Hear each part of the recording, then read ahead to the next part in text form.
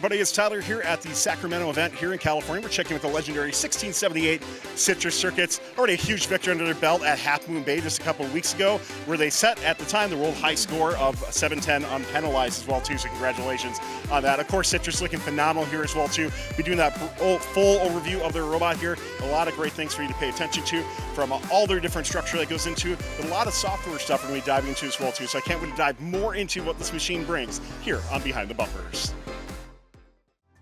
Rohan, let's dive right into this robot. Talk to me more about your intake and some of the iterations you've gone through for it.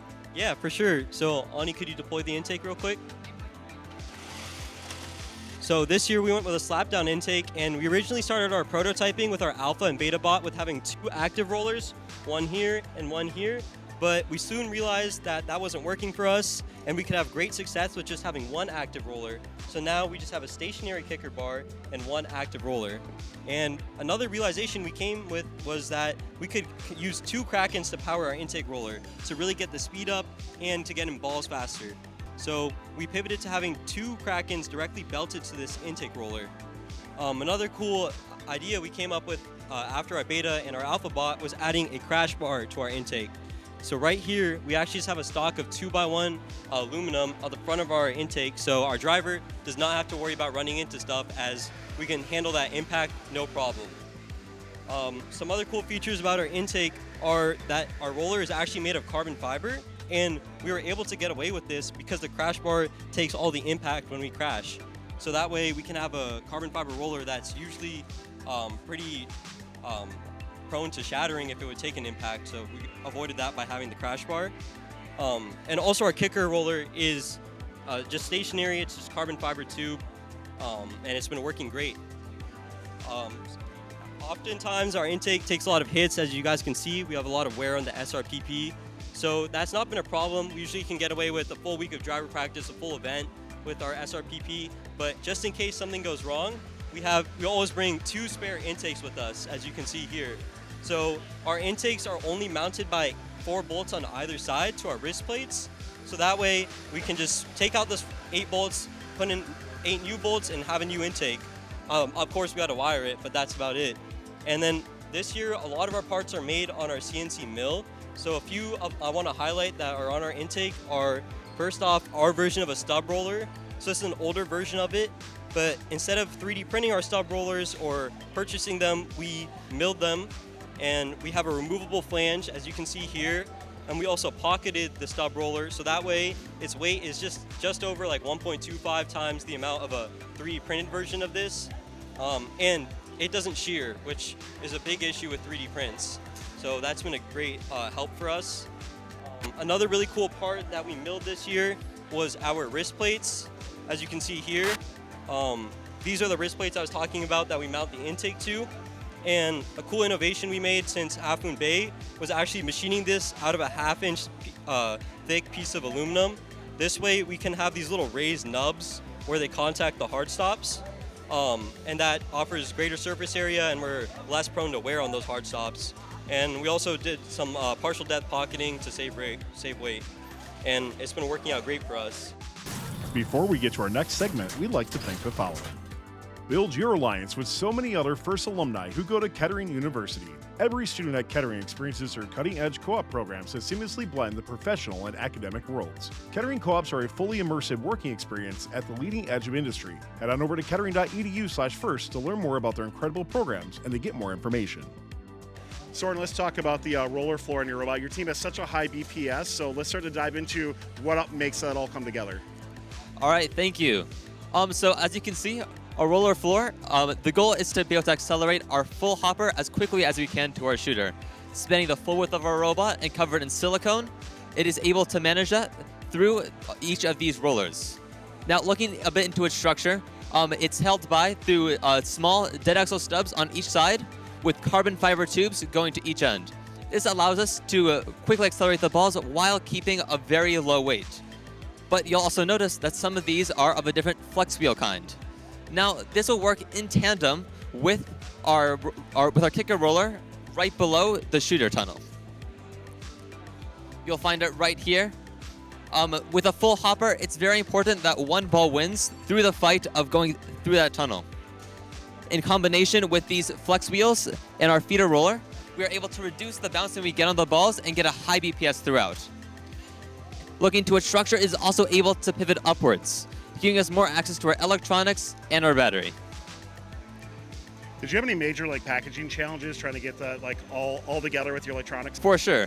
But thanks to certain things such as we have certain blockers right here, and with tight packaging of the motor, we are able to fit it just over our electronics.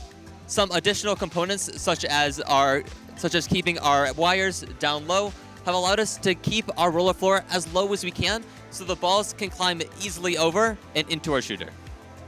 Let's talk about your shooter here. Pass over to Oliver. And this drum shooter is just so impressive, Oliver. So I'd love to hear more about just how this all comes together and, just what makes it really happen for Citrus Circuits. Yeah, the drum shooter is of a very high fire rate most times, but it all starts with the ball tunnel. So the ball tunnel is controlled by this one feeder roller over here. It's a 2-inch carbon fiber roller that initially controls the ball's infeed into the shooter. It's independently controlled from the ball tunnel, such that we can spin up the ball tunnel without spinning up, with our feed rate, allowing for us to spin up to speed before actually firing.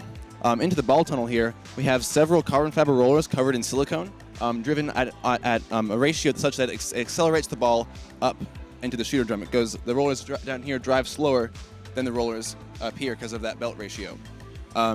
In the back here, you notice we have a wooden plank.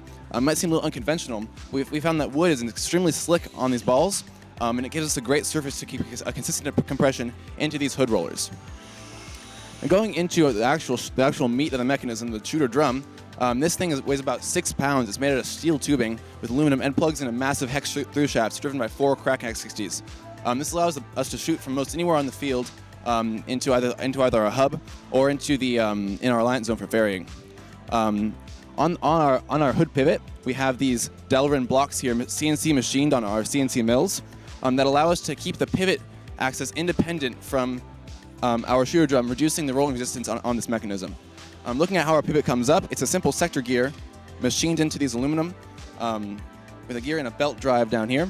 Now on our hood rollers, you might have noticed we have two rollers driven from this drum with a belt and a reversal setup, and a carbon fiber bar to protect balls from getting sucked between here and here, which can cause issues.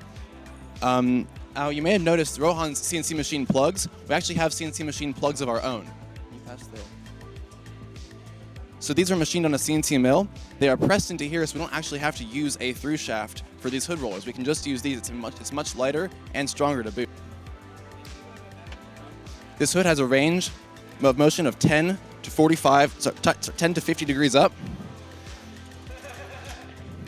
which makes it able to shoot from either close up in our alliance zone or far out when ferrying. When you're first analyzing the game here, we've seen a few different archetypes come out in terms of shooter types, that sort of thing. Where was that aha moment for Citrus to go with this type of drum shooter? So it's funny. We were originally catting up a different architectural robot, and we realized that taking our shooter prototype, just widening it and putting a massive ramp into it, we could get an insane amount of throughput. So we pivoted kind of in the early stages of build season, and we kind of realized that having a massive hopper for cycling and then a massive throughput for the shooting part of it really allows us to get a higher effective BPS than most turrets, even those that are consistently shooting throughout the match. Before we get to our next segment, we'd like to thank the following. It isn't too late to order competition apparel for your team at FRC Tees. Founded by FRC alumni and offering a free 14-day turnaround with expedited options available, go to frctees.com to see why hundreds of teams are making FRC Tees their first choice for their apparel needs. That's frctees.com. Sarah, there's a few other details that really make this shooter happen for us. So what else do you want to cover on this? Yeah, so as Oliver mentioned, the ball tunnel is really important for our throughput and shooting with accuracy. If you can see here, we have a J shape on our ball tunnel. And originally, actually, we didn't have this design. Originally, it was more like an S shape, but we found that it caused a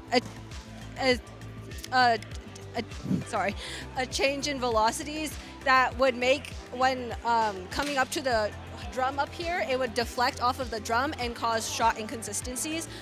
And also, just to add on to what Soren said about our rollers, similar to the floor rollers, we also use carbon fiber on the ball tunnel rollers, and we just found that they were much lighter, much more rigid, and they had a bunch more shot consistency, because with the ball tunnel, we were really just aiming to get as much consistency as possible.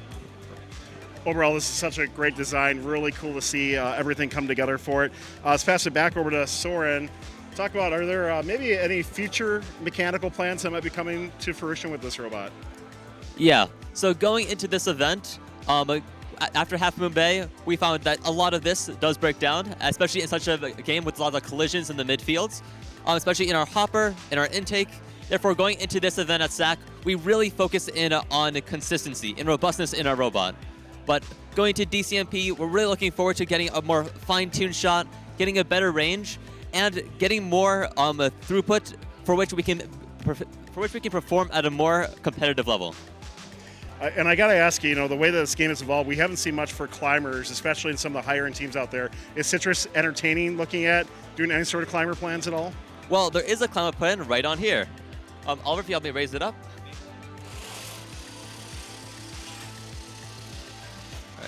As you can see, we've gone for an L1 climber, which integrates directly into our hopper. You'll even find that we use some of our algae skin from last year, finding it as a really good way to grip onto either side of the tower. We can go to each end or straight down the middle, giving us a lot of ability to be more versatile during matches. Being able to put our hopper on top of our climber, in addition to having our intake extend with the hopper, we're able to go from a small area that can go under the trench to a larger robot that can fit from like 75 to 80 balls. Pass over to Ani, talk softer on this. There's so much sophistication that comes with this robot here, from all your different cameras on it to your dashboard to a lot more things to cover. What do you want to highlight on this? Yeah, so the first thing I want to highlight is our camera system. So at Half Moon Bay, if you look right here, we ran a singular limelight, and this was all the vision data that we have. And while this worked incredibly well, we realized, especially in the midfield when we're in auto, we were lacking vision data, so we've added 2 more cameras on the sides, both here and on this outside right over here. And these 2 cameras are connected to 2 orange pies in the base of the robot, and we're running photon vision on those. So we have a 3-camera setup on this robot, and that's probably what we will continue with for this season. And this really gives us a lot of odometry updates and a lot of visions updates that are fused together with the Kalman filter, and we overall have localization for almost all of the match.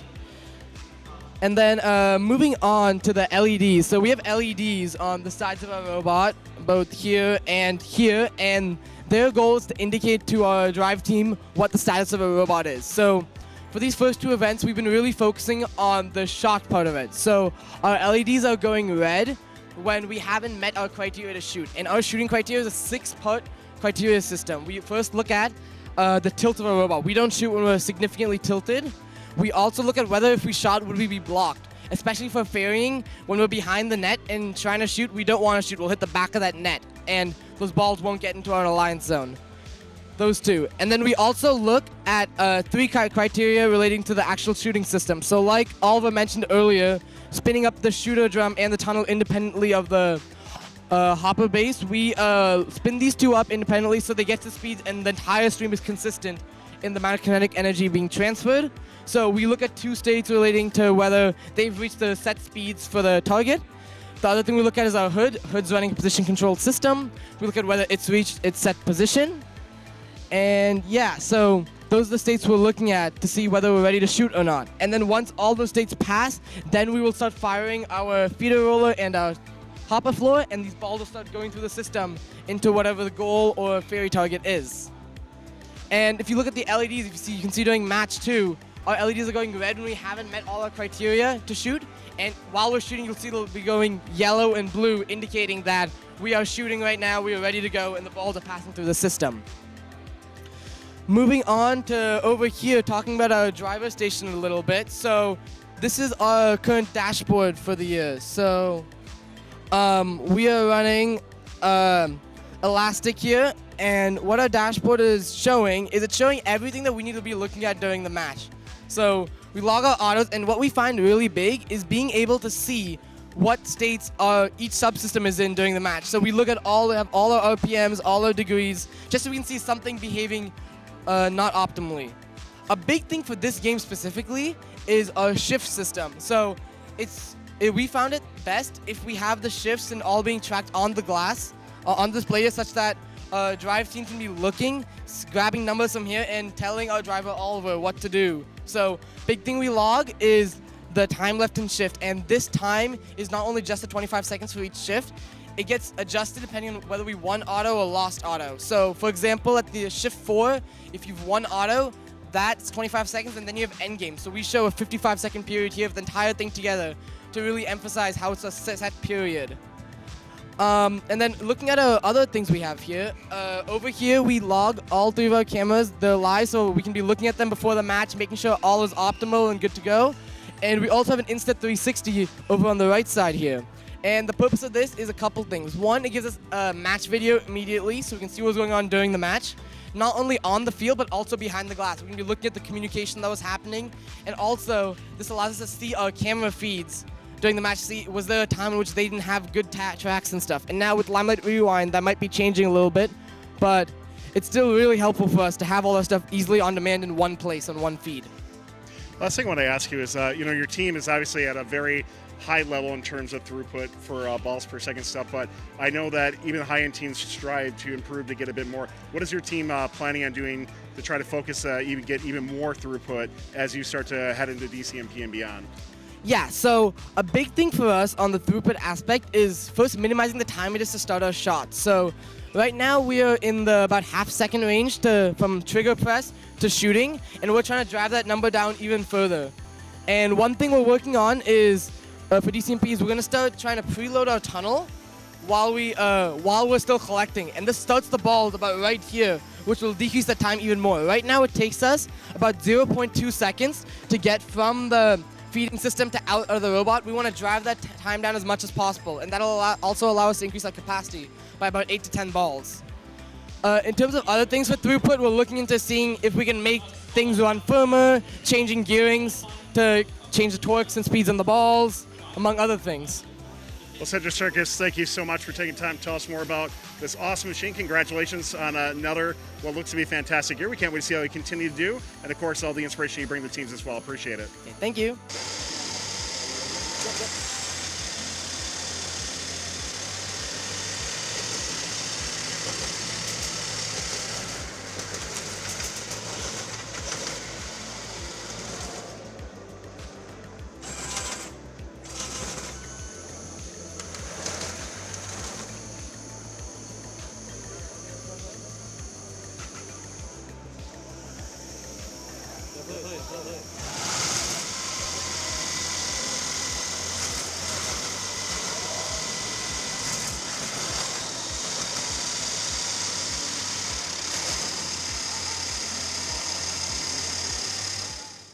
Thanks for watching. Don't forget to like, subscribe, and click the bell to stay up to date on future fun videos. It isn't too late to order competition apparel for your team at FRC Tees. Founded by FRC alumni and offering a free 14-day turnaround with expedited options available, go to frctees.com to see why hundreds of teams are making FRC Tees their first choice for their apparel needs. That's frctees.com. Build your alliance with so many other FRC alumni who go to Kettering University.